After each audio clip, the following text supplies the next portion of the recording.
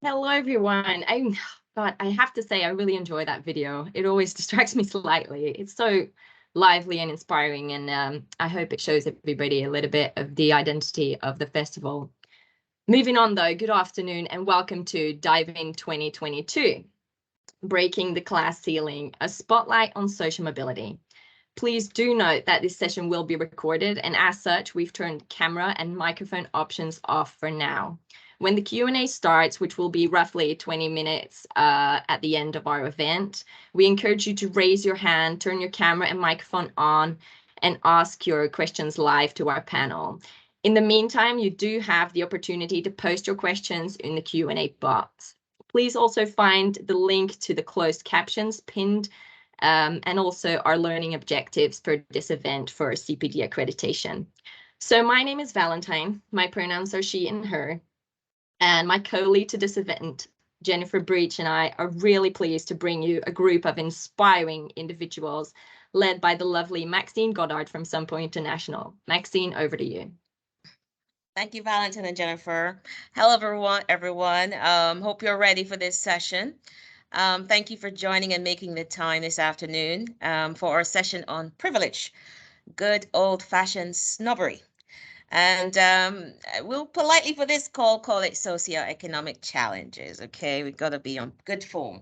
So I have a fantastic panel lineup, two of which fantastic guests are from the insurance industry, and three are outsiders who've been keeping a beady eye on the insurance industry. So I'm delighted to have Dr. Louise Ashley from Queen Mary University of London with us. She has written a book, Why the City's Unfair, and why don't diverse initiatives don't work, really. So I'm really keen to hear what she has to say, and I hope you are too. We also have Michael Barrington Hibbert. He's the CEO and founder of the Barrington Hibbert. It's really a executive recruitment firm, but also does a lot of consulting on diversity and management consulting. So we're really pleased. There is another guest that we're expecting, Joanna. I don't see her on here yet, but that's no problem. She can slip in as she wishes. She's the creative director at the BBC, multi-award winning, just like Michael is. So we're delighted to have her. So I hope she can join. She's had a third morning with AIRMIC half-day session talking about social inclusion and a variety of things. So hope she'll join us. But Pamela Thompson-Hall from WTW, I didn't say Willis initially, Pam. I'm learning. Delighted to have you. You're CEO of the international side of the business. And none least, Debbie Kimou, who is a newcomer to the industry. She will also, like Pam, share her story in coming into the industry and what she thinks we are getting right and wrong. We really want to discuss what it means for us in insurance, privilege and socioeconomic challenges. And we want to challenge ourselves. Can we do better? We hear it all the time. We want a fairer society. But actually, how well are we doing? Have we even measured it? Think of your own organizations. Do you actually measure that? Beyond the typical characteristics like gender and age and sexual orientation and race. How do we actually measure it is always a challenge. And so think about for yourselves, many of you joined the call, you may have interviewed someone recently. Think about, did you ask them where have they traveled in from? And so where do you live? Things like that. Challenge yourself. And if the answer coming from the interviewee is, say, Lewisham versus Windsor, how do you think that makes them feel? So this is going to be an interesting conversation with some interesting perspectives around this call. And I want you to listen to your heart. I want you to listen to your head, but I want you to also listen to your gut. What is it telling you? So let's begin. We've got an hour where where I'll be asking our panelists the questions, but interlace, we will take some from you guys, either on the chat during the call or towards the end. So we've got 90 minutes total for the session today. So let's get going. Right. So after many decades, the first question, many decades of equal opportunity proclamations and initiatives across the industries, why is it so hard? Why are we not seeing real change? And I'll put that first question to you, Louise. Thank you. Thanks for the question and thanks for having me here. It's lovely to see everybody. That is a very big question, so I'll try and kind of get to it as quickly as I can. One thing to bear in mind when it comes to social class is that it has been relatively neglected as a category within both equal opportunity and diversity initiatives until quite recently. I think we might get on to the sort of nitty-gritty of why that is and why it matters and what we can do within organisations specifically. But I thought it might help to kind of situate that in a kind of wider context, just to start the discussion off. And one of the really important things I'd say here is that we can't really view organisations and what they do in terms of just their HR policies and the effects. And we can't see that as isolated from their role in society at large and from the kind of wider social and economic background, if you like. So if we think of kind of sex-based inequalities, for example, this seems quite obvious, that relationship. So not to suggest that all women are mothers, but one vital condition for women to succeed in the labour market is for care responsibilities to be shared more equally. And along with adjustments by employers, that requires a measure of equality in the home, which we're probably still working on. When it comes to social class, one thing that we know is that social mobility is inversely correlated with inequality. So at the macro level, social mobility is very unlikely generally in highly unequal countries. And the UK is one of the most unequal in the industrialised West. And so I look at the news as well today, it seems to be rapidly getting worse. Now, as a problem, that might seem quite distinct from what happens within organisations and in terms of what employers do, but it is directly relevant for lots of reasons, one of which is that against that wider backdrop, any levers they pull over the medium to longer term to improve socioeconomic diversity will probably have a quite limited effect. And they will be quite vulnerable to reversal once attention moves on, as it often does. So really, progress has been slow, partly because we haven't seen the relationships between those two things. We need to fix inequalities of income and wealth and education to help ensure organisations are fair. One of the elephants in the room is that many city firms that are directly involved in this agenda are also involved in driving those inequalities. So I'll leave that hanging just for a minute, but there's obviously lots of organisations can and should do, but just to kind of set that wider context first of all.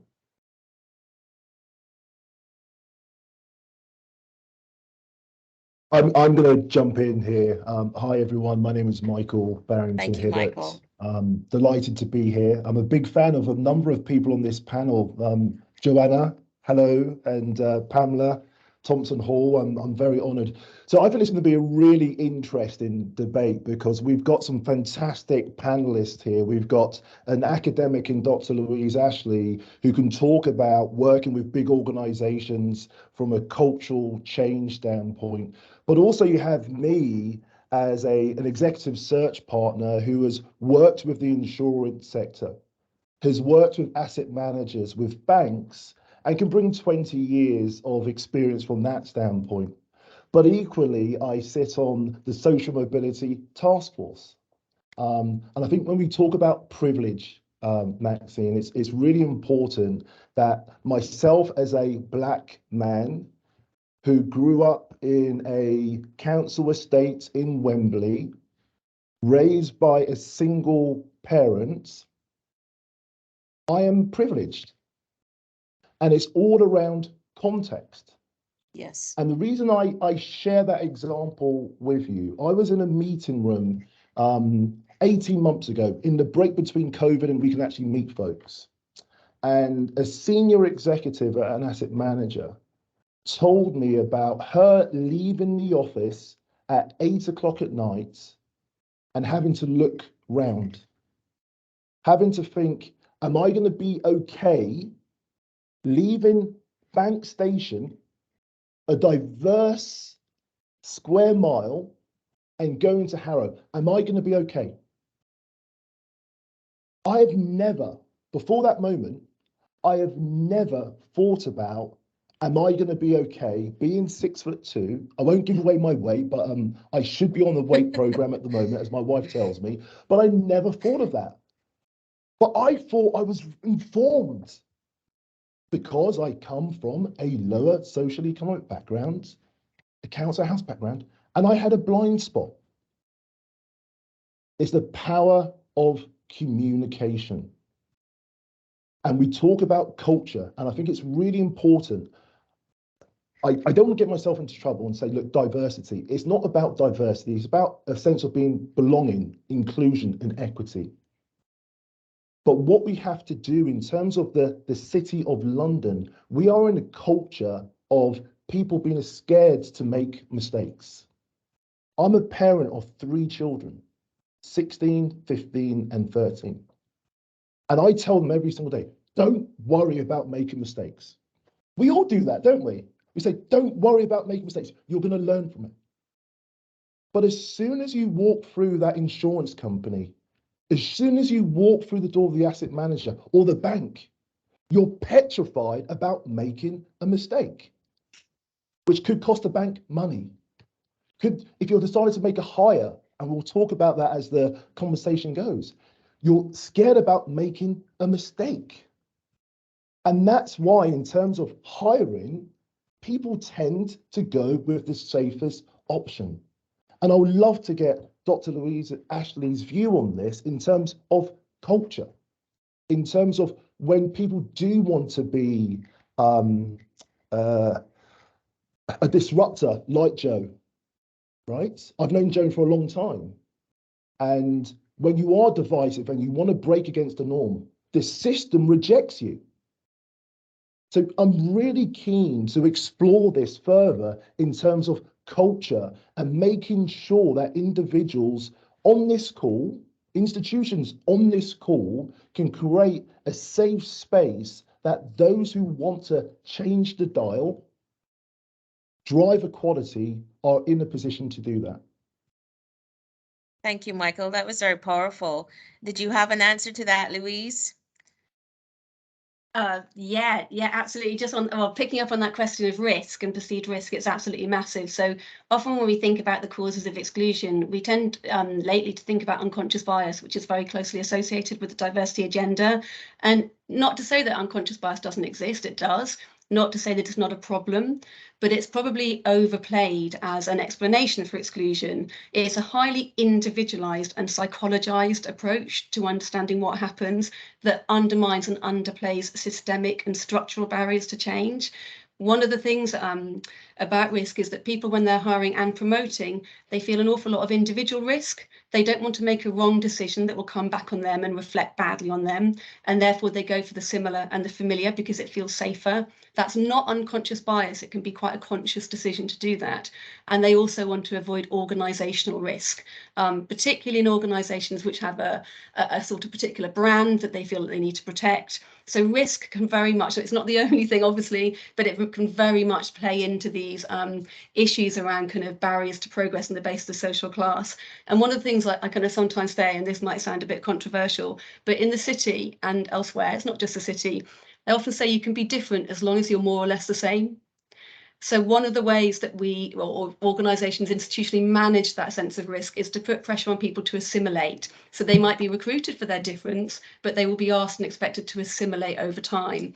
Now that can have knock-on effects in terms of career progression, because as many people will know, forcing yourself to fit into a kind of predefined box is exhausting, it's difficult.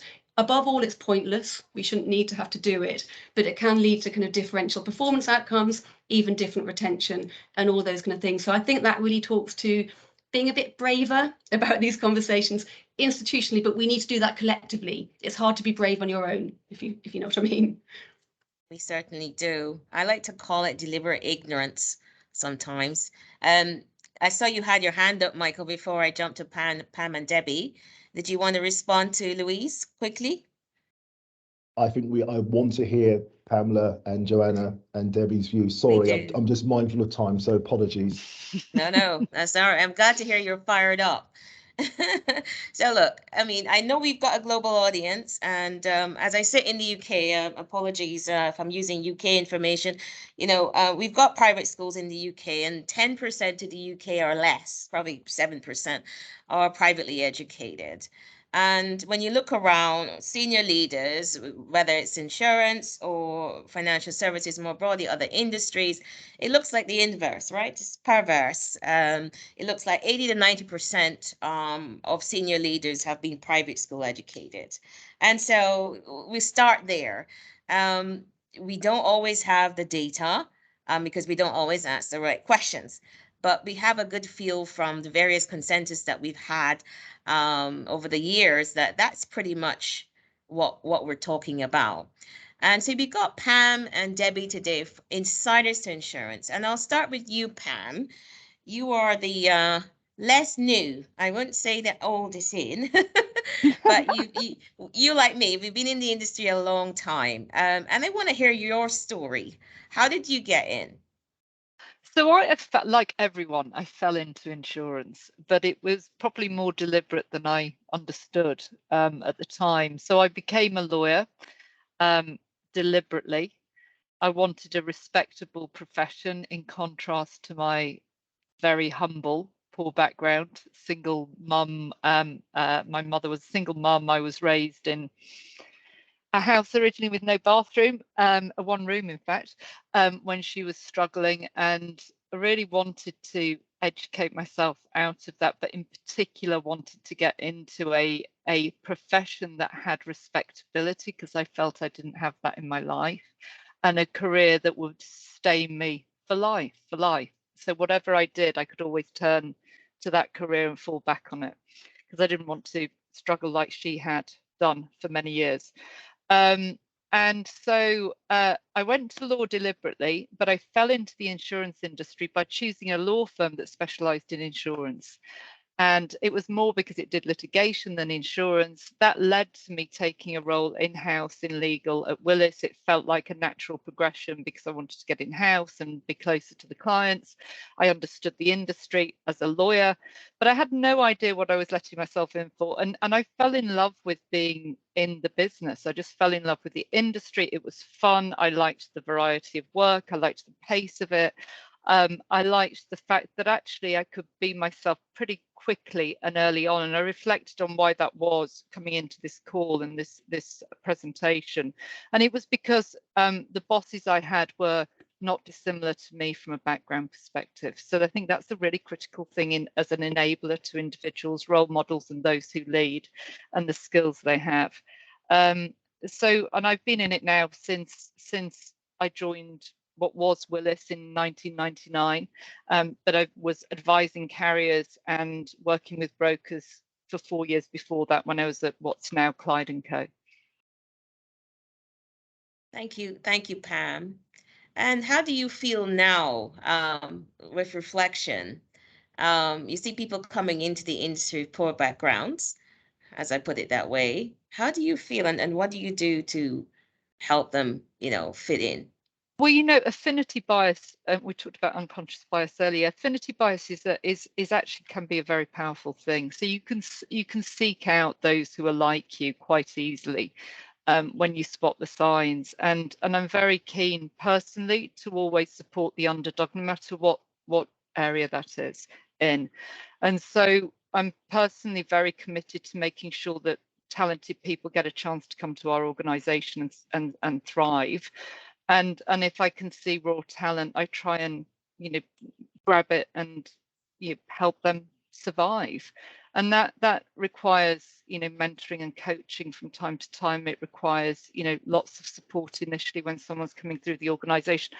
I smiled about how you assimilate people into city organisations. I mean, I remember very early on, both in law and in the industry, the boy that comes in from a working class background wearing brown shoes won't be wearing them in week 2, or the boy that's wearing short sleeve shirts won't be wearing a short sleeve shirt in week 2. So people are very quick to judge and change how people look as well as how people behave, and some people are happy to go with that and survive as a result, and some people find it incredibly threatening and don't survive because they don't want to be in that situation where they're humiliated, frankly. Yeah, and very uncomfortable, really, to start with. Yeah, thank you. Debbie, so you came to the brokerage. I'd like you to explain to the audience also about what the brokerage does, but tell me your story. You know, I'm delighted that you were able to join this session. I really want to hear your perspective. Thanks, Maxine. So my school was closely linked to the brokerage, which is an organization which helps students get placements or graduate jobs in the city. So I joined a 2-week summer internship back in year 12, where I spent time at different insurance companies, including brokering and insurance companies as well. Following on from that summer, I was successful in securing an internship at January, where I worked closely with the underwriters and some actuaries at the company. I then went on to study actuarial science with a placement year where I completed my placement year at an MGA. And the manager at the MGA set up his own company and offered me a job as an underwriter later on after my studies. So I sort of actively did choose to go into insurance. But yeah, I'm happy with the idea of going into underwriting. You're one of the few who've actually actively Yeah. chosen it. And I'm very proud that you come in and you're feeling settled. So, Debbie, I mean, you obviously have colleagues who've come in from the brokerage as well. How are they feeling about being in the industry? Well, I know a few from the brokerage, and I think the ones that I work with very much enjoy being in underwriting, and they sort of have a similar background to me. So it's been very good for them. I think it's been an organization that's really helped to set a lot of people up and I guess develop the confidence that they can to secure jobs within the industry. Thank you. You make it sound very easy, like it's all it works. It is actually quite challenging for some who are, I would say, an outsider. And we work in the square mile, and in the shadow of the square mile is Tower Hamlets and one of those places. And a lot of the kids, they would dream to work in the city, but don't have, you know, the support, I would start with, the support or even the thought to consider working in a city. I always tell a story of my mentee. She lives in Tower Hamlets, and she had 12 A+ or A star GCSEs and 4 or 5 A levels, also A star, first in maths, first class university degree, I should say, in maths. And never once she would have thought of working in insurance. She was working at Primark, which is a retail store, behind the desk with that sort of qualifications, just because she didn't have the connections. And I always say insurance is like friends and family. It's who you know, and that's how you get in. Right. And those on the call, I think this will resonate with you. You know how it works here. You know, when you think of work experience folks coming in, it's usually someone's son, someone's godson, their daughter, the niece, right? If you're entirely honest with yourselves, that's how you get in. I am particularly keen now, another outsider view. Joanna, thank you for joining. I didn't see when you nipped in. Lovely to see you again. You too. Yes, and so you're an outsider, but very much keeping an eye on a variety of industries, and thank you for joining.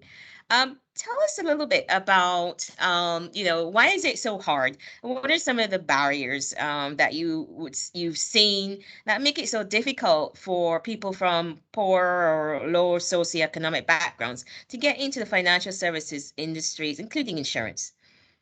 I think it's a number of things, actually. And I think, Pamela, you made a good point around, you know, you soon see, especially those that are in their early part of their careers, changing from particular shirts to long sleeve shirts, from a certain colour shoe to a different colour shoe. And I think Louise touches on this a lot in much of her academic research. And it's the point of it's about where we start the race, if you like, and the playing field is just not level. So, I mean, even when it comes to thinking about whether you can have a job in the city, so much work is being done to change that perception of what the city means and what it looks like. And I sit on a number of boards that work to do that. And as Debbie's just testified coming through the brokerage, there is a lot of organisations out there that are trying to challenge how we perceive working in the city. But I think it is still really difficult for somebody. So if I think about my own background, coming from a socio-economically diverse background, but also from what I would have called a low-income home, you do feel there is this element where you feel that you're not maybe quite good enough to be somewhere, and that could be down to the fact that you don't have a suit, and there's lots of charities that exist, to find to support young people that are trying to go for that first job and get them a smart suit, because the done thing is to wear a smart suit when you go for an interview. If you're from a regional background, there's assumptions and stereotypes made about the thickness of your accent, the tone in the way that you speak.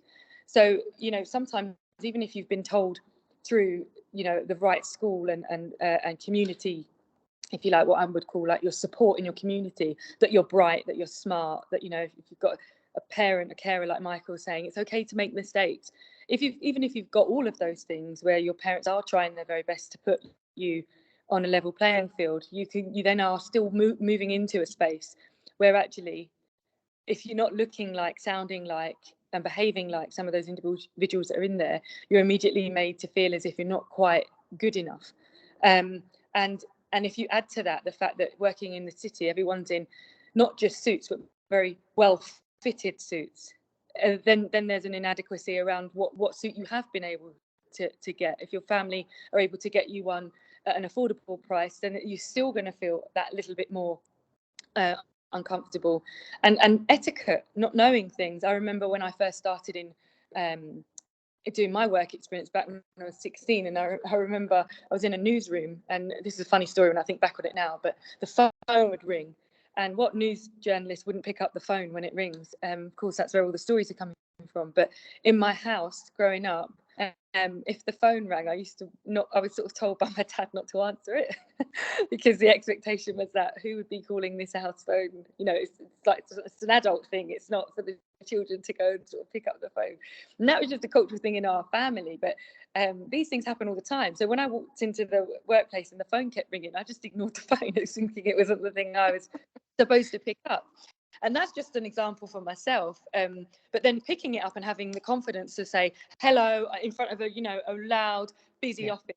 I'm Joanna, you're through to, and all that sort of professionalism. When you haven't had that chance or experience before, it can be incredibly nerve-wracking. I'm just trying to give live examples of the bits that can make you feel that way. And then if you think about the amount of sort of positive action that is done to try and level the playing field, you then, even if you go down that road, there is a burden that you accept, which is that people either assume that you somehow had a shortcut when in actual fact you've probably had to work incredibly, I'm not going to do the comparison thing, but incredibly hard to actually even get onto a scheme, because that would have been highly competitive. And then when you get feeling that you're also given, which is this sense of gratitude that you've got this opportunity. Now everyone's grateful to be working, especially in the current climate, but certainly that feeling that you should be grateful, whether you realize it or not, it's quite a microaggression, because it's saying to that individual that you weren't actually, we've sort of done you a favor and you weren't talented and good enough on your own. So it's a lot of these things that you don't necessarily have to have said anything, but you can an environment and system kind of, and inequities can really make it very real to you that you're not in a place where people see you as level to them, and you can recognize that really quickly. So I think there's lots of things like that become difficult, and I think that still can stay with you even if you are going into very senior roles, even if you today are no longer considered somebody from a socio-economically diverse background. You can still have that level of imposter syndrome if the environment around you has made it so that you feel that unless I assimilate and become like those around me, I'm not going to get on here. So that's where that systemic piece comes in. And I agree with Louise, it's much beyond that psychological part of unconscious bias. Very challenging, very challenging. I love this conversation. I can see, Michael, you're there, very keen to have a say. Do jump in. Oh, you're on mute. Still on mute. It's as though I've not done a team or Zoom call over the last 2.5 years. I wanted to thank Jo for sharing her reflection, and likewise Debbie. Look, guys, game over. We spoke about culture, okay? you have got someone, Pamela Thompson Hall, who was able to join an organization and she was able to show up and be who she was. She didn't need to hide her background because it was embraced. There was a culture of belonging, inclusion. I won't say broad equity, but she was seen. And we've got to Hang on a minute. Pam, is that entirely true? I think it's true from those that I've worked directly for, but not the broader population. No. And Maxine, if you give me the opportunity to finish, my point is, look, it's not a bed of roses, but my point is that the immediate management, the people that were there, gave her that opportunity to lean into her superpower. Yeah. Conversely, it took me a long time to lean in to my superpower. I was at lunch just a few moments ago and I was talking to a gentleman called Gavin Lewis who works at BlackRock, and we were just talking about our respective backgrounds and the baggage that you have before you walk in to work. So whether it be a ill-fitting suit, whether it be a case of coming from a lower socio-economic background, statistically, and forget about me being black, but statistically, you're going to deal with mental health issues. I've had a lot of mental health issues in my family and directly with myself, etc. But you're going into work, and before you open the door, you're dealing with that. And one of the challenges that I had, I tried to assimilate, and I think going back to Dr. Louise Ashley's point, and also Pamela's point around, I tried to assimilate and be like people. They couldn't necessarily buy into me. And it was only until I was assigned an executive coach. His name was Colin. He was 5'4", bald, Scottish, and he was gay. And he said to me, Michael, you think you've got a tough time? How do you think it was me coming out? So I think it's really important that it took me a really long time to be authentic, to lean into my superpower of actually being robust, being brought up in an environment where I had a mother that was my CEO. She loved me. She was my advocate. And I was able to lean into that. And as a consequence, people were able to engage more and I was able to connect more with people. Thank you. So, Michael, you just said you had a coach, and that coach probably helped you polish and refine your superpowers, as you put it, right? So you were transformed, right? I was given a coach who told me about talking about it. As a consequence, I was able to articulate that internally. Yes. And was able to make a decision that that organization wasn't right for me because I wasn't able to be my authentic self. And when I was able to find a culture and I was able to flourish, because when I went to the interview, I showed up and spoke about my background, what I'm passionate about, why I'm an advocate against domestic violence, mental health, social inclusion. I was able to bring that in. And as a consequence, I can go and do really cool things like this because people know this is what I'm all about. Go on, Joanna.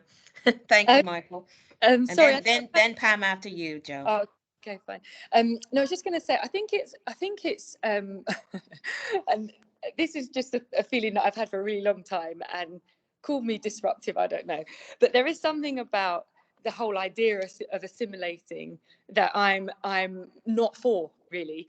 So I guess the point is that, and that's not to say that Michael was saying he was doing that. I guess the point I'm making is I think I reject that we need to polish up in some way sometimes to be able to be accepted. I think actually we can show up as we are. And I think that lots of individuals, and that probably being the majority, have been sort of systemically sometimes coached, if we look at the data, to be a particular way. And so actually they are much more comfortable to be around other people that are like them, who have also been coached maybe to be another way.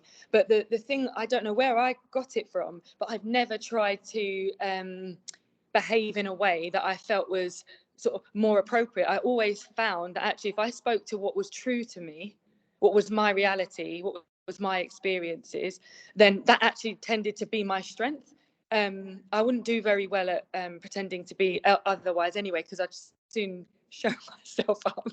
I definitely wouldn't have been an actress in a former life, in another life. So I think there is something about actually giving people the permission by the culture that you create to not have to do those things, to not feel so pressured about things. And you can do that by small things, like, for example, in the office at the moment, there's a brilliant young person who is on an apprenticeship and operating out of the very, very senior CEO's floor, essentially.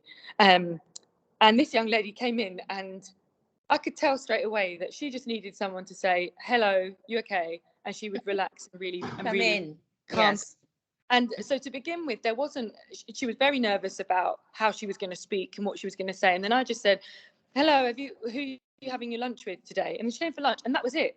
And there was no sort of pretense. She spoke to me as she speaks. I can tell, because her colloquialisms are coming in, and she's making jokes with me about what she's up to. And so sometimes you just need to give the permission that, you know, you're not presenting yourself as someone that thinks already that you are in a different place to that individual. And I think sometimes if we treated it a little bit more sort of human, and we've got the most out of this young lady. She's fantastic, absolutely fantastic. But it's because I think she's been given permission to just come in and relax and be herself. Just the small things. I'll move on to Pam. Thank you, Jo. Yeah, thanks. And I just want to delve into a couple of things that Michael said, because I thought that was really resonant to my experience, particularly in our organisation. So I think it's no coincidence that I've been able to succeed based on my background, despite my background, should I say, in an environment where two of our most senior business leaders, so the two global leaders of both our business segments, come from equally humble backgrounds, and our former CEO also. So I think, to the culture point that Jo was talking about, it's absolutely right that we've created a culture, especially in the last 5 to 6 years, where we allow people to show up exactly as they are, and really reward the behaviors that go around that with you know, outward facing praise and other, you know, things where we recognize people based on how they perform according to our values. So I think that's no coincidence. I do think, though, that to this, and I'm going to go back to the, you know, the sort of biases, and I know I too dismiss a lot of unconscious bias chat, but I do think the fact that I am privileged, to Michael's point earlier, you know, I'm white, I'm tall, actually, I have a double-barreled name, I'm called Pamela, I talk very nicely now, and that's through, you know, actually a lot of bullying at school, a lot of bullying when I came through into uni, causing me to like talk differently to where I started, because actually I felt I had to do that to fit in. And so there was I've been on a journey myself about how I sound, but people look at me and they presume something different, particularly when they put the name with the height and the white. And then I just sort of want to finish with what Michael said about, you know, the baggage that comes with us. I embrace my baggage. I think my baggage gives me I love superpowers as a phrase. I've not thought of it like that, but I think my baggage gives me resilience. It's absolutely given me the courage I have as a leader to make the difficult decisions and the different decisions which I do make every day. And it's above all taught me the ability to be persistent, so to, you know, not be afraid of failure, and to know that I can survive even if it all goes wrong. And so I think the baggage is a really healthy thing to bring with you and use to your advantage, and not to try to ditch at the door. And then I want to show you this. Look, my team in Latin America created a superhero for us, and I had never understood the value of that. I'm going to be showing that on my Teams calls going forward. Love it. Well, you know, the Latin Americans do like to give great hospitality, so I'm not surprised at that. Height and weight. I'll keep that in mind, Pam. That's a new one. Louise. Now, I know this would have been a fascinating conversation for you because you've actually looked at the data where it exists and you really have the empirical view. I want to hear what you have to say to what you've heard. Yes, and I'm short and white, quite short, unfortunately. So you can't see I'm sitting down. I wanted to follow up very briefly on this point about assimilation, maybe because I think it relates in part to why progress is so slow. And I'm going to introduce, I'm sorry about this, I apologise in advance. I'm going to introduce a little bit of sociological theory. So hold on, everybody, while I do this, because I think it's going to hopefully illuminate something. So we really focus on this kind of thing about assimilation, and this idea that, you know, you maybe come in some sense different, but you assimilate over time, or you feel very strong pressures to do so. And that can have a sort of negative impact in all sorts of ways. But one of the things that we look at in sociology is why. What is it about assimilation? And it is partly about that kind of affinity bias. It is about that kind of comfort in being similar and familiar. And there's all that going on. But there's also more to it as well. And what we have to kind of think about what that's doing. And essentially what we can say is that by assimilating, by adopting a bunch of signals that signal social class, you are doing all sorts of things. One of them is you are cementing trust. So there's an issue of trust around looking and sounding and appearing the same. And in kind of apparently high risk environments, that can seem quite important as well. But one of the other things that we know sociologically is that social class acts as a proxy for expertise. So when you're in a situation of kind of high knowledge ambiguity, stay with me, then people need to read signals of expertise off you when they don't have other signals to go on. Social class, along with gender and to an extent ethnicity, act as proxies for expertise in that situation. And that's one reason why we see these kind of pressures towards assimilation persisting, because they are reassuring. They're reassuring to colleagues and they're reassuring to clients. And I think that's really important. And I don't think we pick that apart enough. And I think it also tells us something else, which is why we see different demographic profiles in different types of work. So again, in very, very crude terms, in more technical areas, perhaps more mathematical areas where you can measure performance more objectively, class and to an extent sex and gender, sex and ethnicity matter a little bit less because there's less ambiguity of knowledge. You do not need to use those in the same way as a signal for expertise. They all matter more in more kind of subjective areas where knowledge is more ambiguous, more verbal, more salesy, all those kinds of things. So within insurance and within other kind of parts of the city, we see different demographic profiles. And the way that we can understand that is to understand what the purpose, the underlying purpose of all this is. So again, if we look back over history, actuarial work used to be relatively open on the basis of social class because it's so heavily based on a kind of, you know, particular answers. That's changed for various reasons over time, but it seems to be the case historically.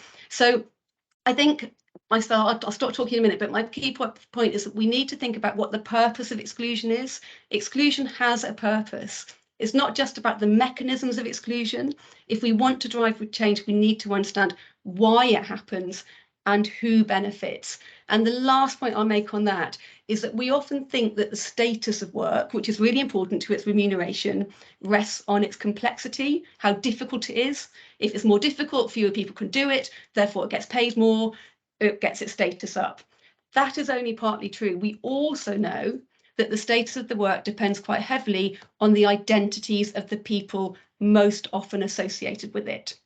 In crude terms, work that is most associated with white middle-class men tends to have the highest status. When those occupations diversify, they tend to lose status and therefore pay. Now, when we understand that, we can see that diversification is perceived as risky and as dangerous, and it's one reason why it's resisted. Louise, So can you give an example of some of those professions? Oh gosh, so we could think of teaching. Teaching is a classic example there. Which would be, was historically a male-dominated profession, relatively high status. It feminized over time and it became lower status. We could look at the medicine. Medicine's a really important one. If you think about general practice, for example, which has become heavily female dominated, it's lost status over time. Now, that's an interesting one because actually it has relatively high pay still, but it's still seen as less prestigious within the occupation itself. You could probably do similar things if you look at different specialities in law or accountancy as well. Another classic example, HR, massively female dominated occupation, one that tends to have lower status. The point being that sociologically, we know that diversification is dangerous and therefore it can be perceived as such. I'm not saying that, but therefore it is carefully controlled. And that leads to all these things such as tokenism, assimilation, the idea that you can be different as long as you are the same. But that will vary, the strength of those factors will vary a little bit depending on the nature of the work, so it's relative technical content, for example. I hope that made some sort of sense. I feel like I was, giving you a slight sociological. It certainly does, and you frame the problem or the issue nicely. You know, and that old phrase, you know, you can be different as long as you're the same. I think it's very true. But I'm an optimist. I'd like to think that, you know, there's a way forward, and so not just framing the problem, let's start to frame, you know, how do we go forward? You know, what's the future like? I'd probably want to jump to you, Debbie, because you're right in it, right in the fray. And then I'll jump to you, Pam. And certainly, Michael, I know you want to give your sixpence. I can see that. You know, look, we've had pledges and badges and flags and all things, equal opportunities and diversity and inclusion. This is now the 8th year of diving. What can we do differently now in terms of inclusivity with regards to this topic? You know, what do you see, Debbie? I think that needs to just be more of a joint effort from within the insurance industry and other organizations such as schools and universities to just try to convey more information and just make them realize that there are loads of opportunities. I think it mostly stems as well from the fact that one of the major problems is within the insurance industry, it's a lot more about who you know, which makes it difficult for people from the outside to actually build a network within the industry. So I think we need to make more of an effort to try and reach out to more people. Like with the brokerage, we need to have more of those just to bring in as many people as possible so we have a diverse talent, as we find that we work a lot with the same, similar group of people. Thank you. So there is hope. Pamela. Yeah, and I look, I couldn't have put it better myself. I agree that we need to actually probably move away from some of the more recent traditional ways of recruiting into the industry where you were required to, you know, have references from people that were known in the industry, or you were required to have a degree of a certain level, and move back to the apprentice scheme style school leaver entry opportunity, and source from the pools that we know are more diverse than the traditional pools that we've sourced from previously. So those are just some basic things. I do think that there is something deeply ingrained in the industry with nepotism, around nepotism. And whilst I think it's great that through familial connections and friends and family, you're able to introduce the industry to younger people, because boy, is it hard to describe what the industry's about. And it doesn't naturally jump out at you as something that you want to go into. And yet it's the most incredible place to have a really varied and fulfilling career.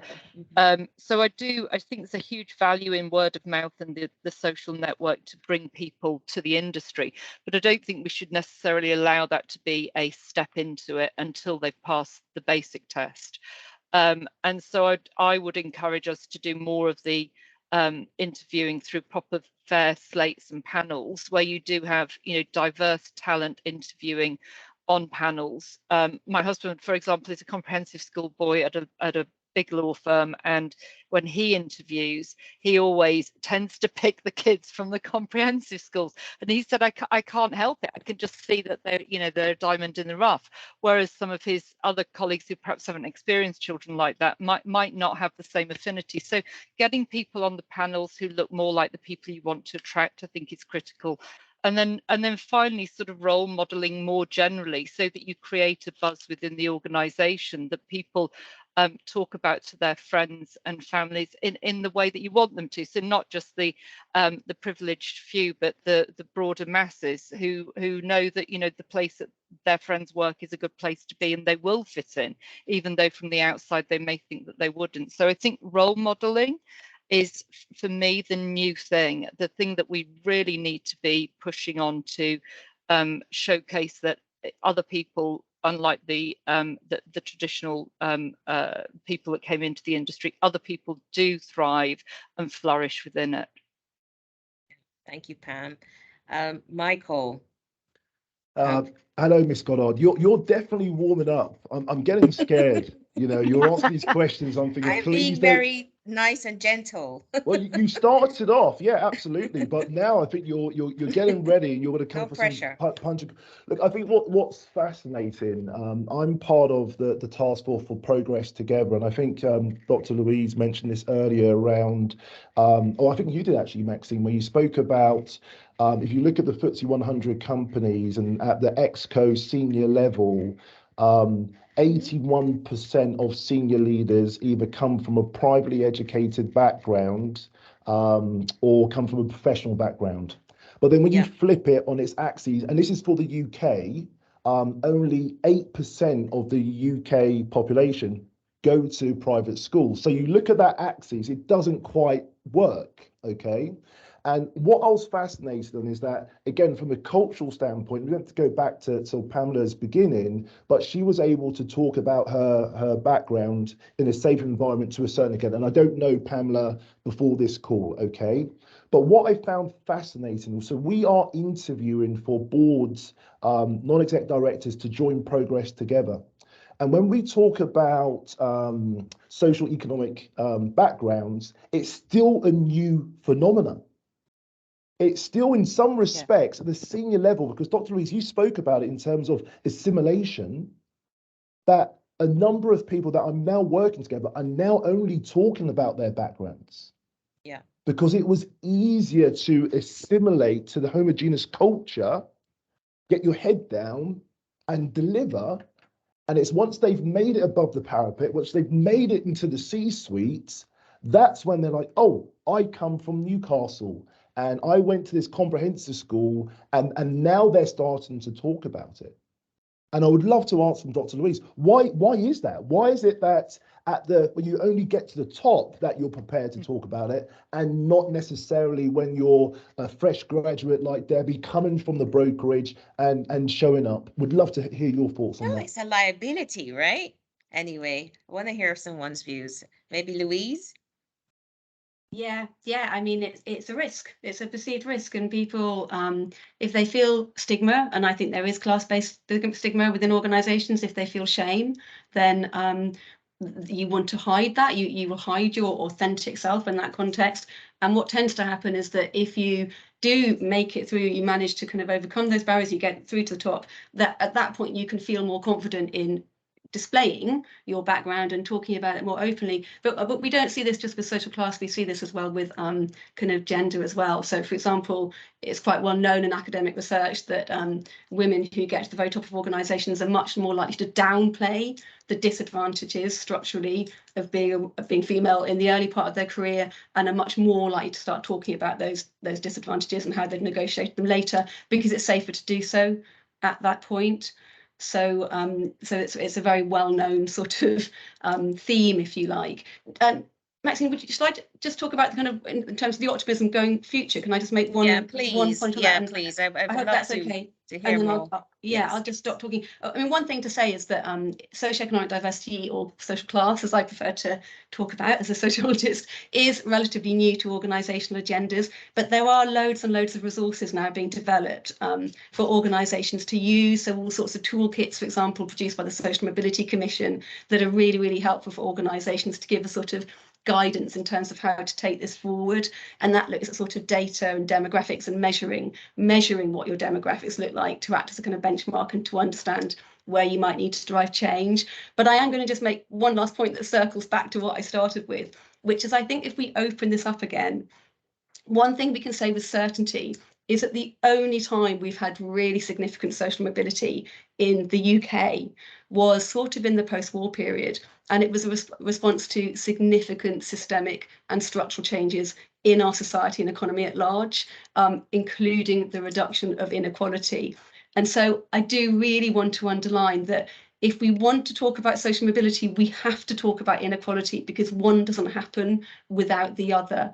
And we know in the academics who are quite critical about the operationalization of social mobility as a policy agenda often see it as a way of distracting from those underlying structural inequalities. It's more palatable for current elites to talk about social mobility than it is about inequality. But social mobility does not happen without a reduction of inequality. So we have to talk about both if we mean it.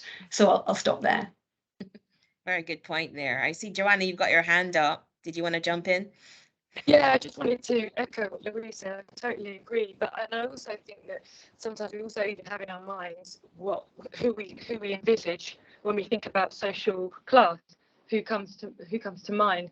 And I just wanted to sort of, as a reminder, flag that can be a large number of identities and intersections. And if you think about class and the fact and disabled talent, for example, they're most likely to be long-term unemployed. And I don't think that people are thinking enough about disability in the agenda of social class when they're thinking about in the workplace.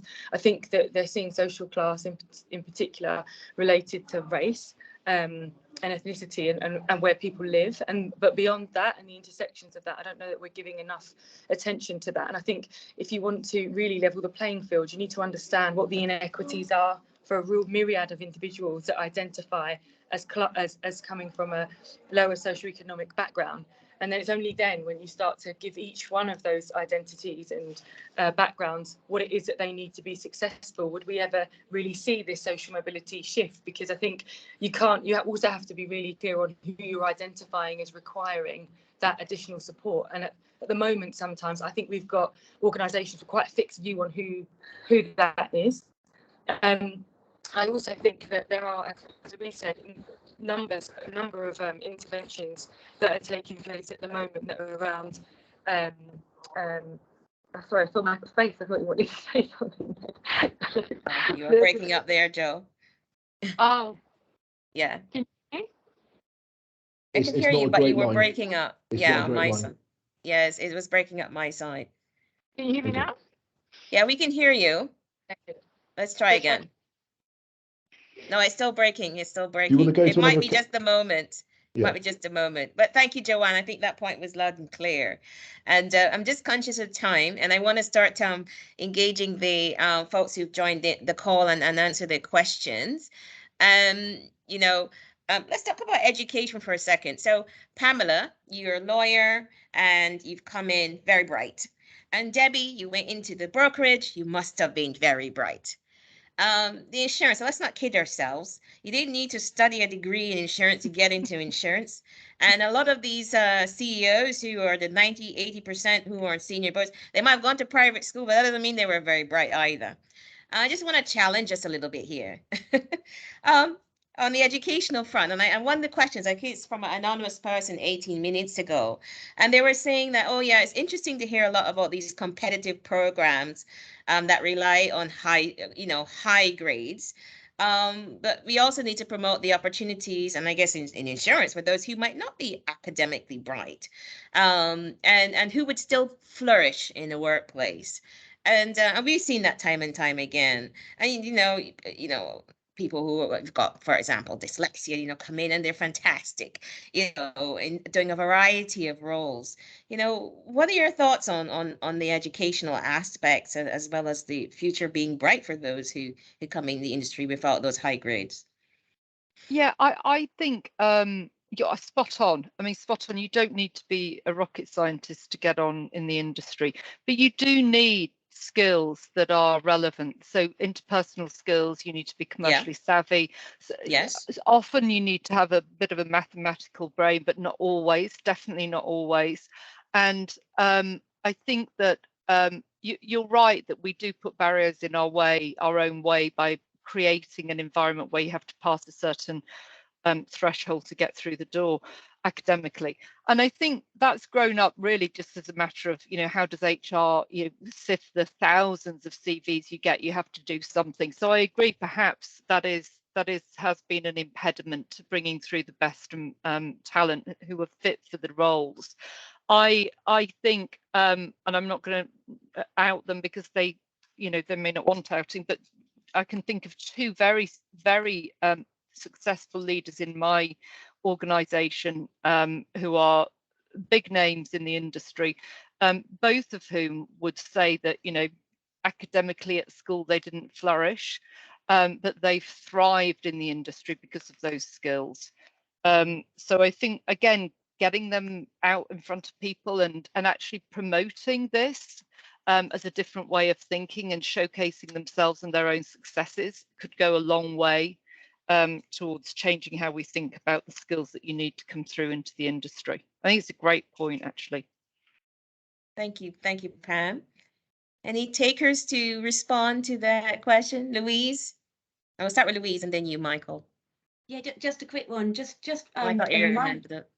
A reminder really that in the UK specifically, I know we've got international people on the call, but in the UK there's a very clear attainment gap on the basis of socio-economic class or socio-economic background. So just a kind of slight warning that we should not necessarily associate achievement in credentials as the only sign of someone being intellectual or intelligent or whatever it was, because and I would also add that I think as we see the COVID generation coming through schools, we know that COVID has driven those differences in academic attainment that are likely to kind of come through in a few years, possibly into the labour market, and so we'll have to be even more careful about that. There is a kind of more general point that's been made quite widely at the moment that in our so-called kind of credentialist society over the last 10, 20, 30, 40 years, we have overvalued jobs that are apparently associated with the head and given them more status than they deserve, and undervalued jobs that are associated with the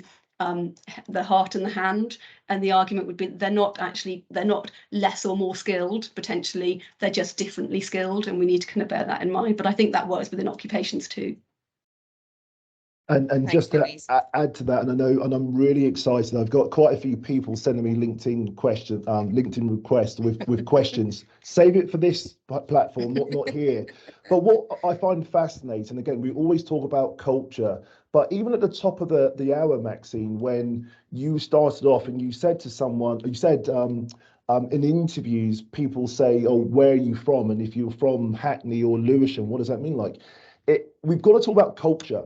But also, we've also got to talk about education, because if you're going to a private school, they're not necessarily the brightest, but they're trained in terms of what to say. Yes. What to excellent do. exam Okay. results. Yes. So in many respects, we should not be saying to interviewers, where are you from? Where have you come from? And maybe ask the question of, how was your commute today? How'd you get in? Brilliant. And you talk a little bit about that, because it's about inclusive language. Because as soon as I say, "Oh, I'm from Wembley, I've got the Metropolitan line," okay, and they say, "Oh, where are you from?" "Oh, I'm from Kensington." There's a massive delta. Okay, so it's about education, it's about coaching, and it's about awareness. That's the only piece that I want to say. But again, I'm really looking forward to the Q&A section here, because I'm sure everyone's sick and tired of hearing from us and want to get their points across. Yes, thank you, Michael. Do send the questions in. We really want to hear from you and what you think. So don't be shy. Another question here, and it is about diverse talent. And they say a lot has been done to recruit with diverse talent, but I think it's hard to find, hard to keep them. There's a big retention gap, isn't there? How do we make it inclusive so we get people to thrive? And that's a big question. Anyone want to jump in on that one? Pamela, go for it.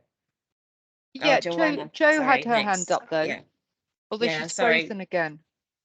Yeah, I think so. You go, Pam, and then hopefully Joanna can join. Yeah. So I think there's a number of things that we can do do purposefully and do more of and do better. One is the culture that you build within the organisation and ensuring that the culture is healthy and actively managing that through the way in which you pay and reward people. So not rewarding bad behaviour essentially, but also role modelling. So it's critical that the leaders and the people managers are role modelling the behaviours we expect within our culture, and creating an environment where people feel happy and that they're able to thrive in one way or another, whatever stage they're at, is really important. So culture, I think, is critically important, and people think that's a really soft thing and also quite hard to do, to get it right. It isn't.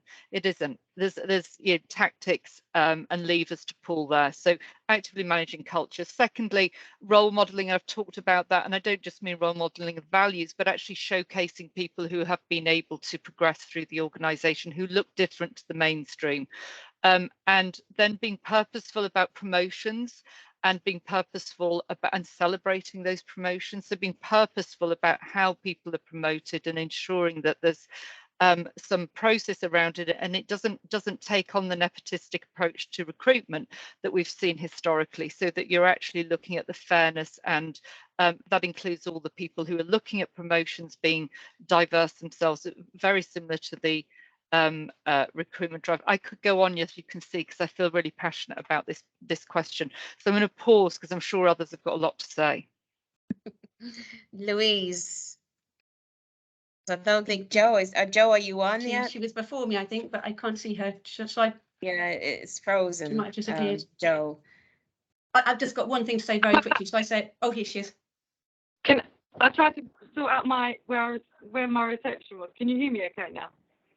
It's still a bit sticky. I don't know how it is for others. Don't worry. Okay. I'll try and work it out while Louise goes ahead.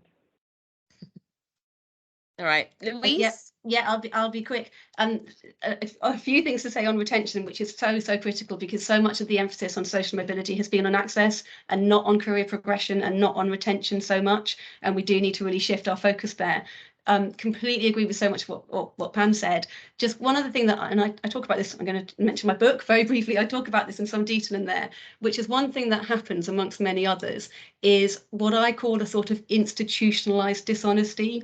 So what can happen for people coming in from, let's use the term, non-traditional backgrounds for the sector, less privileged, whatever, is that they are sold a narrative of merit.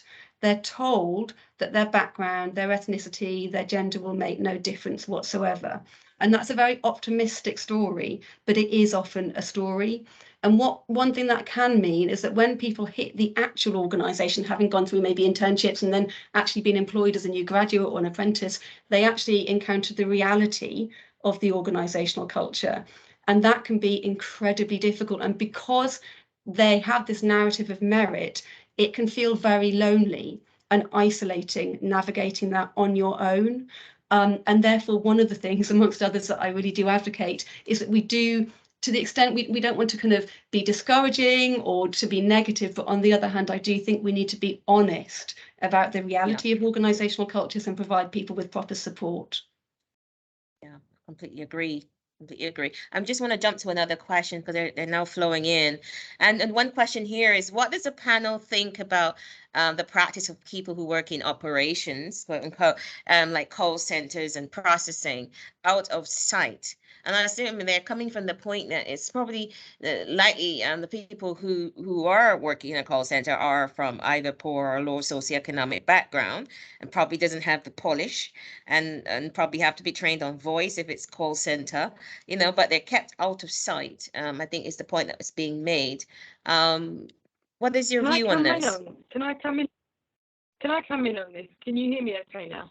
Yeah, jump in, Joe. I think I can hear you. Yeah. Yes. So I'm really sorry about that. I'm not quite sure what had happened there, but one of the things I wanted to just touch on, which feeds into this, is when it comes to that retention of talent. I think one of the things that's underestimated quite a lot by leaders is asking, and we spoke about this earlier, didn't we, Maxine? It's asking your employees what it's like to work for you. asking how it could be made better, and just having those simple listening conversations in groups. And if you have to do it confidentially or with somebody who is external to the organisation, then all the better. But it's really important that there is an opportunity for people to tell you what it's like for them in a safe space where it's not going to have an impact. Their answers won't have an impact on the rest of their progression, because quite often the answer is right there, and the solutions to your challenges are quite often in the people that are making up your team. And so if you just give some space to individuals so that they can answer about what their lived experience is within your organisation, what equity would really look like for them, what kind of culture they want to be in, and get them to own it and take you through it. I think people underestimate the power in asking that question. And that led me on to one of the businesses that we work with. They're a conglomerate, and they're in different countries, but they also have some retail outlets, and also some warehouses. And those individuals that are in the warehouses often felt very disconnected from the purpose of the organisation, the strategic direction, and it wasn't necessarily filtered down to them, and nor were their experiences filtered up. And so when I talk about that piece around asking your employees what it's like, how it could be better, it's really important to actually include that when it comes to those individuals. Right. Because just because they're out of sight, they shouldn't be out of mind. And having a listening exercise is a really important way of getting what's going on for them articulated. Thanks, Jo, and a point really well made. You were breaking up towards the end there again. So sorry that your Wi-Fi isn't working very well today. But that point was really well taken. Thank you. And I hope that helps answer the question to a name didn't come up with regards to why we keep them behind the scenes. It's really not. I've seen it before, and you know, they certainly need to feel more included. Not some off-site, literally out of sight sort of setup. They really need to be part of the wider organization. I see Valentine, you've joined. Did you have your hand up? Yeah. At this point, I just want to say, if the audience wants to ask a question live, please just raise your hand. I will turn your camera on after Maxine gives me the sign that it's okay to do so, and then you can ask your question live on camera. I'm very happy for them to join in at 1:15. So this is a good time. I'll take another question here from Karen. Hi, Karen. She says, we have to prove ourselves more, and that we got the role because either being a woman or being Black or being LGBTQ. She says she's a white female from Brooklyn, where a penny, ball, stick, rock, chalk were outdoor toys, so not so privileged. And yet so many say, yeah, you had two parents, both working with a private home and a car. So privilege was relative. Any thoughts on how you respond to the point made by Karen?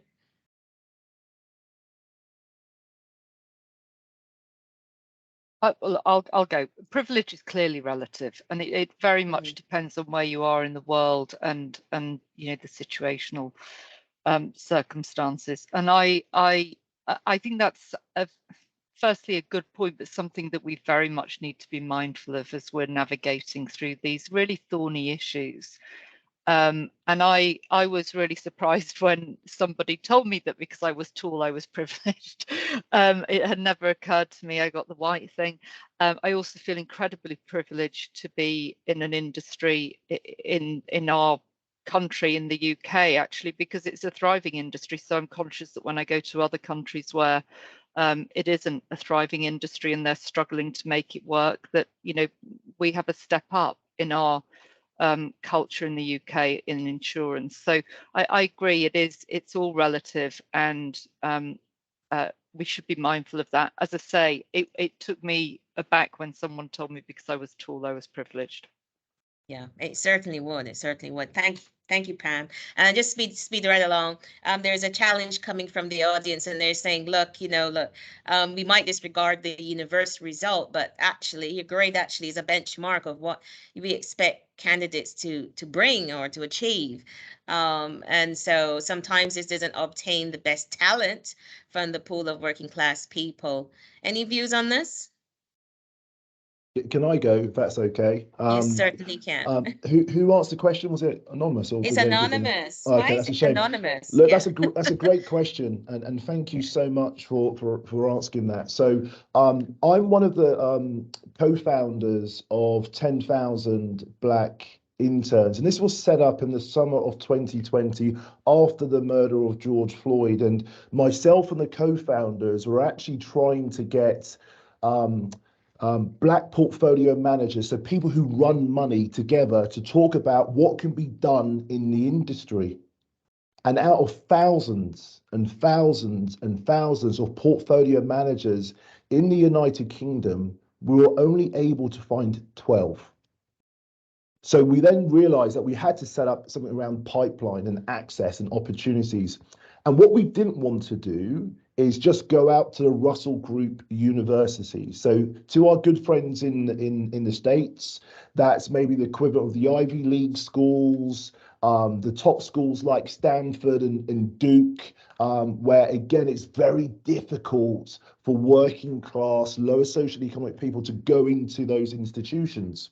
And with 10,000 Black interns, what is great is we are taking from different universities like Coventry and Essex, which have a higher proportionate of low socioeconomic folks go into those schools simply because it's lower fees. Now, what we're doing with those individuals when they're coming in, and they may not be getting a first-class degree, but they do, we're helping them around the cultural nuances, the training, the development, but also we're working with organizations who potentially haven't actually hired these types of profiles before. People who are from the East End of London, to your earlier point, Karen, who was from Brooklyn or New Jersey, or from Binghamton, upstate New York, where there aren't a plethora of banks. So again, we're going through a stage, certainly with 10,000 Black interns, where we're working with organizations who some have the desire for change. They recognize by having a diversified workforce, not just from an ethnicity standpoint, socially economically diverse, neurodiverse, they're going to be so much richer in terms of ideas, thought generation, and be in a position where by making these changes now, it's going to be very difficult for organizations in 10 years' time who haven't invested in this to catch up. Wholeheartedly agree. That's a point really well made, Michael. I see Louise, you want to jump in as well. Hands up. Yeah, thanks, Maxine. Very quickly, just going back on the privilege point, I just wanted to come on very briefly on that and just say privilege isn't binary. It's not something that you either have or you don't, although of course some people have more and some people have less. And sometimes I find that the language that we sort of feel compelled to use accidentally becomes quite reductive in that sense. So I just wanted to comment on that. But on the point of credentials, again, there's a whole massive load of sociological theory here that talks about credentials and how they're used in hiring processes. And one of the things it tells us is that, again, credentials are a signal. They may or may not signal aptitude on the job, but they are taken to do so in the absence of other signals. So what I mean by that is that one of the reasons why organisations in a highly competitive entry organisations have focused on a very narrow group of Russell Group universities in the UK or Ivy League in the States is because they know that people with those credentials, they've employed them before and they are probably competent to do the work, although some of them won't be. They also know there's loads of other people who don't have those degrees and those credentials who could also do the work, but they don't know how to identify them and it's too expensive for them to do so. So they settle around this narrow group because it's more efficient in that moment to do so. So I think if we kind of think about signaling, we need to find better ways to identify talent using a wider range of signals, if you like. Yeah. Thank you. I'm just conscious of time. Thank you, Louise. Just a comment from Eddie. He says, excellent point, institutional dishonesty. He says, here in the US, we love the narrative of working your way up from the bottom to the top. And in practice, you don't get very far if you don't start halfway up the ladder. I think that's probably true in the UK too. You have your graduates come in, you really fast track them and, you know, 2 years in, they're in a top job. So I'm keen to hear from others in the audience. So I'm going to be very quick going through. So apologies. Probably take a couple people per question. And it says here, leaders are open to some extent on social mobility. Probably more in the early careers angle, but less so about experience in senior hires. You know, you want your senior hires to be the optics, right? They're all polished, they know how to behave and all this sort of thing, right? Any thoughts on this? I would actually love to get, sorry, Pam. I got there first. I'm going to be really. You did. You go first, and I'm going to jump in I right would love after. to get Debbie's views actually, because I just think in terms of, I'm old, I'm 42 and I'm super old, and I'm sure, you know, but I would really love to hear Debbie's sort of views, sort of coming from the brokerage. So in terms of our cousins in the States, the brokerage is a charity that is very close to my heart, works with inner city students around internships, opportunities, training and coaching. Would love to sort of get your view, Debbie, in terms of what it's been like for you since you've been in the industry. Have you been assigned a mentor or role model in terms of your role, and also being able to be socialized across the organization? Yeah, so I would say that I'm fairly optimistic about how things are going to progress within the industry, as I've met loads of people from different backgrounds. They're not all from the private schools or from the same type of group, which is fairly, good news. I think a lot of more work does need to be done, because even during application processes, whether that was in internship processes or graduate jobs, they were still focused on people from Russell groups, universities, Oxford unis, or certain grades like 2-1 was generally the threshold. So I think more work needs to be done in that aspect to appeal or to attract people from different backgrounds, because it is fairly hard for someone from a poorer background or with not as many advantages to have access to the same opportunities. With the tests that needed to be done with these programs, such as graduate jobs or internships, some people may have had, the facilities to practice for those tests, whereas someone from a less fortunate background wouldn't have been able to do that. So that also means that, they wouldn't have had access to do that. But I do feel that if more effort is done on that aspect and more people are coming into the industry, we can all sort of work together to get as many people from various backgrounds into the field. Thank you, Debbie, and thank you, Michael. Debbie was quiet, and I should know better. Debbie, thanks for answering that so eloquently, and it's such an important point to make. I know that we're doing small things within the industry. We just need to do more of it, and more purposefully and intentionally. And I could see a comment here from Mark Swallow. He's saying that I guess basically, well, his question is, how do we encourage those in charge from a privileged background to take social mobility a bit more seriously and see it as an opportunity rather than a threat? Any views on this? Any responses? I could see Joe's hand is up. Joe, are you back with us? Yeah, can you hear me okay? It sounds good, yes. Good. I keep getting anxious about saying anything because I don't want to have to keep doing that awkward thing of, can you hear me? Can you hear me? So there's a couple of thoughts really. I was just going to touch on what Debbie mentioned there, and I think there is an opportunity for organisations across the industry really to think about creative ways in which to engage with people, because even if you do have a really impressive CV with a really great university on it, to the point that was raised earlier, it still is about that culture piece and about when you walk into that room, how you're able to articulate some of your skills. And sometimes that traditional format of the interview or assessment centres, in the way that we know them, aren't always the most appropriate for people. And especially if we're thinking about neurodiversity, they're not always necessarily a great indicator of who the best person is. Sometimes it's just a game of who's best at navigating that interview process. And so while I still recognise there needs to be a competitive element to any recruitment process, you can be creative in what that actually looks like. And to the other question that we just heard around how do we make people actually see the value in thinking about engaging with talent that's from socio-economically diverse backgrounds. I think it's about explaining or leading with the talent. And quite often we lead with the identity rather than the skill set. And so, and to Louise's point, if we go back to kind of her sociological theories that she mentioned, you know, if we're describing something that feels as if it's disadvantaged in any way or underserved or underrepresented, then it can put them on the back foot. I think we should be talking about individuals as talent, and their socioeconomic background happens to be a part of their identity. But what we're actually asking to measure is skills and capability.